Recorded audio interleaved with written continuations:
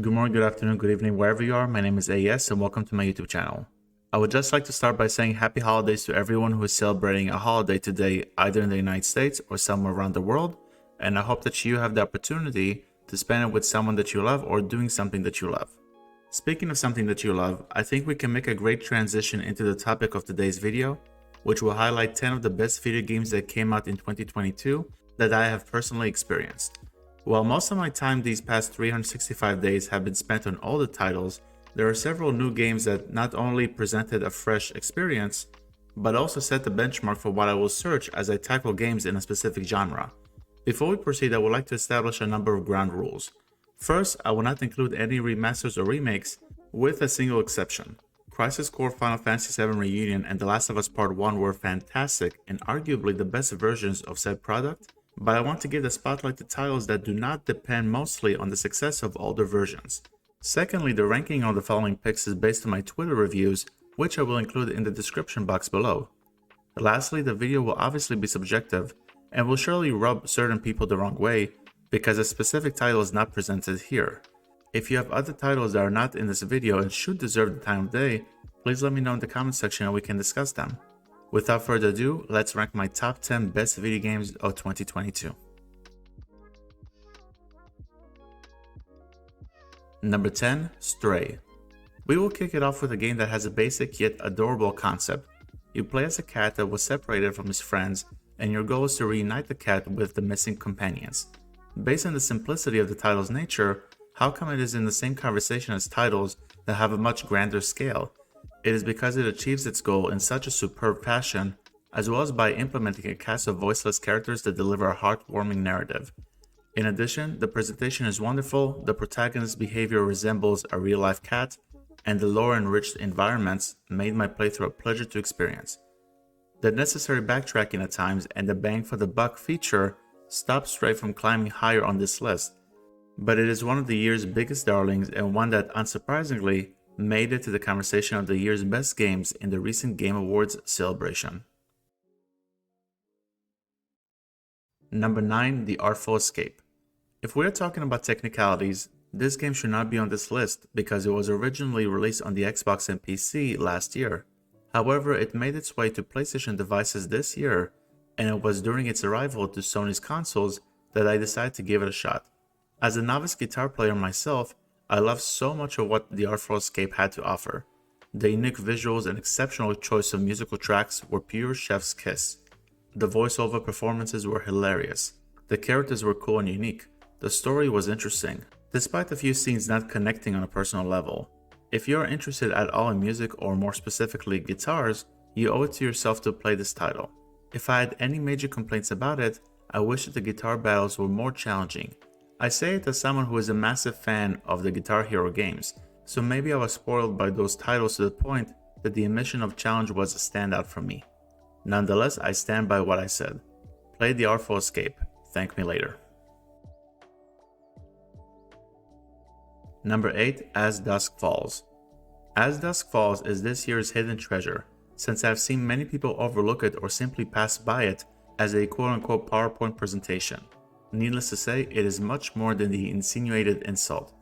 If you have followed this channel for a while, you know that I love a good narrative, and As Dusk Falls does not only deliver one in a captivating manner, but a replayable story that changes based on your decisions, similar to other great games such as Detroit Become Human or Until Dawn.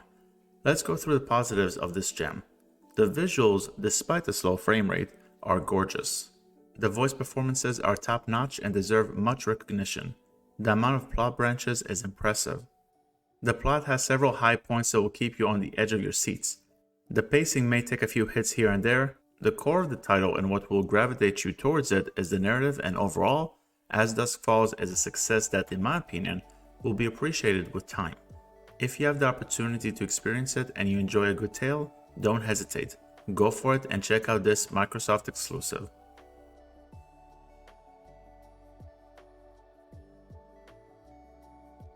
Number 7, Bayonetta 3. I jumped on the Bayonetta hype train late in the game. I only experienced the first two titles last year, and they made me a fan ever since. It is my late exposure to the series that convinced me to pick up Bayonetta 3 on its release date. Even though there was a slew of controversies that surrounded the game pre-launch with regards to the lead voice actress, Bayonetta 3 is a great action game that, in my opinion, could be considered as a Switch system seller in the eyes of die-hard fans. The surprising beginning and ending of Bayonetta 3, the deliciously chaotic gameplay, the constant barrage of new enemy types, and the epic boss fights cement the franchise as one of the best action video game series. At the same time, Bayonetta 3 shows us that the Nintendo Switch's hardware is beyond its prime and needs a new reiteration. This realization was based on the game's lack of polish when it comes to level design. All in all, Bayonetta 3 is still a blast of an experience and one that you should play if you own Nintendo's latest handheld hybrid console. Number 6. Horizon Forbidden West. Horizon Forbidden West appears to be 2022's most overhated video game. It could be due to the gaming communities to which I belong, or the troll-infested Twitter threads, but I seem to read nothing but slander whenever this game comes up in conversation. As far as my experience is concerned, Horizon Forbidden West triumphs over its predecessor in every possible way. My biggest issue with Horizon Zero Dawn was the main protagonist, which did not give me a reason to care for her. The sequel changes it. Now, Aloy is a much more diverse individual who is relatable and one that you want to see succeed by the story's end. Furthermore, the presentation is stunning, the side quests and fleshed out characters are cool, and the gameplay continues to excel while incorporating an exciting interworld ending. A few technical issues aside, Horizon Forbidden West is one of the best games that are available on the PlayStation 5. If you have played Horizon Zero Dawn, you simply must play Horizon Forbidden West. You will not be disappointed. Number 5. Metal Hellsinger. You may be surprised to see this indie title high on this list, especially since I expect many people to not even know a single ounce of detail about it. For me, there are two simple reasons why Metal Hellsinger is in my top 5 video games of this year. On one hand, the soundtrack is absolutely magnificent, although you must have some kind of enjoyment out of metal music to get the most out of the experience. The other reason directly ties to the first reason, the gameplay. At its essence, Metal Hellsinger is a first-person shooter. However, if you would like to get the highest number of points per level, you must kill the enemies to the beat of the music. It is an intoxicating feeling that is very rewarding. Moreover, Troy Baker provides a nice narration, and the challenge rooms are pretty cool. The boss designs leave a bit to be desired, but Metal Hellsinger was a real joy to play. I'm crossing my fingers that the future will bring me a sequel to this excellent video game. Number 4. God of War Ragnarok. The continuation and possible conclusion to Kratos' adventure through Norse mythology, God of War Ragnarok is a powerful video game that improves many of the aspects that were less than groundbreaking in 2018's iteration. Whereas the fourth mainline God of War game told the father and son story of Kratos and Atreus, Ragnarok talks about, well, Ragnarok, which represents an end-of-the-world phenomenon in the highlighted mythology. Will it come true? Can Kratos stop it? How will he stop it if it is possible? Those are the questions that always run through your mind while slashing and kicking monsters and showing tough love to your now teenage son. The relationship between both characters continues to excel in this sequel, and the added characters such as Thor and Odin are portrayed in a unique and eye-catching fashion. Despite the praise of the narrative, you will primarily perform some action-based moves during your time with Ragnarok, and it feels as exciting as ever. The visual and audio design are also great, and the collectibles aren't as grindy to collect as its predecessor. God of War Ragnarok is not perfect. Although I appreciate the number of missions that primarily target Atreus, they do take a hit on the general pacing of the game. Regardless of this inconvenience, God of War Ragnarok is a superb title, and I look forward to Kratos' next adventure. The developers may have hinted that it is the last we will see of Kratos, but I highly doubt it, since it is one of Sony's flagship franchises. If I can ask the developers behind the series to bring Kratos to a specific mythos, have him fight Egyptian gods. I need to see Kratos fight Ra before I die.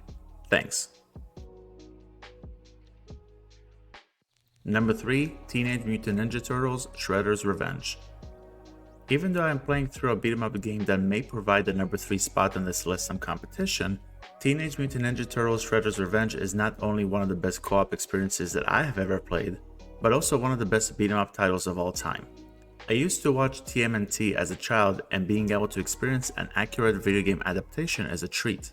The character models and animations are fantastic, the soundtrack is very cool, The difficulty modes within both modes are nice, and the multiplayer, from what I have played, does not have any lag input. The only nitpick that stops it from being the cream of the crop is a missed RPG opportunity where the character's attributes can be personalized through a leveling up system.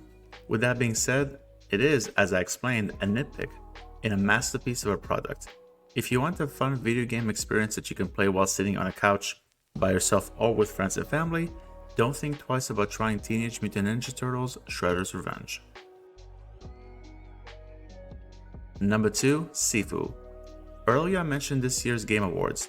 I am bringing it up now because there is a single game, aside from Horizon Forbidden West, that was undeniably robbed of recognition during the awards. The pick in question is the number 2 spot on this list, Sifu. Sifu is a roguelike experience that incorporates the most rewarding combat system I have ever experienced in a video game. Every time you die, you get older and stronger, but the limit of your health bar shrinks. Once you die past your 70s, it is game over, and you must start from the beginning of the level or a level of your choosing. Sifu is one of the only video games that I have platted, yet I still play it from time to time. If you know me well, you know that I usually do not touch a video game once or if I earn the platinum trophy. If it's not proof to my adoration of Sifu, I do not know how else I can convince you. In addition to the combat system, the visuals are slick, the animations are beautiful, the soundtrack is popping, and the roguelike elements are not necessarily intrusive. It is a challenging title, but doable, especially since an easy mode was added to it post-launch. The ending of the narrative is a bit open-ended, and the camera can sometimes get in your way, but Sifu was masterfully executed and could easily find its place at the number 1 spot on any given day on my list. Unfortunately for Sifu, and after much self-debating, there is one title that came out this year and perhaps due to bias, gave me the impression that it was practically flawless. Number 1, LEGO Star Wars The Skywalker Saga. Hold on, before you downvote this video, hear me out. I've been a fan of Star Wars ever since I was a child, at which point I played the very first LEGO Star Wars video game. Due to the limitations at the time and my naive age, I thought it was a treasure of a video game and one that my brothers and I have played over and over again. Prior to the release of the Skywalker Saga, I went back and rewatched a playthrough of the original version, which made my inevitable time with LEGO Star Wars The Skywalker Saga extremely special. If you make a side-by-side comparison between both versions, you will be absolutely blown away by the differences.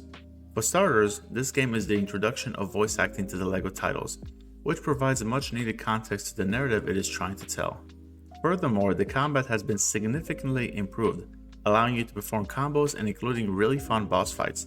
Adding to the plethora of the game's incredible aspects, the amount of side content is incredible, and the presentation is wonderful.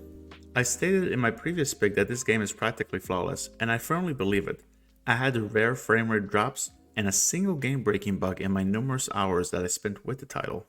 At the end of the day, LEGO Star Wars The Skywalker Saga was a stellar experience that catered to my childhood and exceeded every expectation, leading to it capturing the number 1 spot on my list as the best video game of 2022. Well folks, that's the end of the video. Thank you very much for checking it out. What is the best video game that you played this year? It does not have to be one of the games that came out this year. I'm curious to know your thoughts, so please let me know in the comment section below. Till next time, have a great day or evening wherever you are. My name is AES, and I will see you guys in the next video. Bye bye.